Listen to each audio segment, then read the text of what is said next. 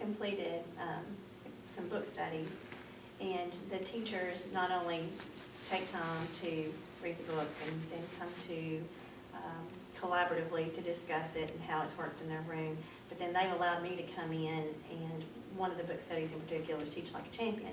They've allowed me then to come in and video their class where they're actually using the techniques. And then other teachers that they talk about, they can say, she's got a video, you can watch it, and they've said that to each other. So some of them have watched the video, even though Teach Like a Champion has the videos, it's more fun and entertaining if you watch your colleagues that are in the building. And so they actually put it into practice and talk about how that worked, how that didn't work. And a lot of times in that book in particular, the techniques will tell you when it should work. But of course, when you're trying to use it, there's always a situation, well, not always, but sometimes a situation where a student just doesn't give you the same scenario that was in that book. And so then the coaching comes in after that. Did I handle that the best way? What could I have done? Write that down so that in the future when that happens again. But that's been a way that professional learning is ongoing, because it's not only embedded, but it's embedded in the building, not just in one classroom. I think that the blanket professional development sit and get,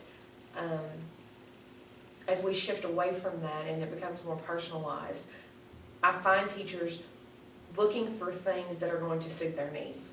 I feel like the PGES is allowing and pushing teachers to look at different ways to meet their professional growth goals, and forcing them to look at student growth and are they really effective. And if it's not, then I now have teachers asking, I need more time in doing this. We had a group of teachers working on rubrics the other day, and they were stating, even though they were really not happy with being pulled out of their classroom for half a day, after we got into the work, they were like, I need another half day to get this finished. And so they start to see the value of the time that they spend, even if it's away from their students for a few hours. It's going to impact their students positively in the future, so they see the value of missing versus being pulled out to go to a conference on something that they're never going to use, something that's not valuable, that doesn't apply to them immediately, or they walk away and they're like, why did I go to this? And I don't think the district's going to waste as much money sending people to stuff that doesn't apply, or we spend thousands of dollars doing things and then turn around and you don't have data to support that it's even being implemented. Teachers don't see the value in it. So as they get to make those choices and it benefits them professionally and in their classrooms, I think they're going to buy into that. And anytime a teacher values what they're learning, then I think sometimes they come back and they're rejuvenated and they're excited and they want to try new things. So I think it allows for a different perspective. I think our district does a really good job at sowing seeds of success. We're not just looking for it individually, but looking at it in the buildings and teachers, and we're promoting that. I see examples of that a lot.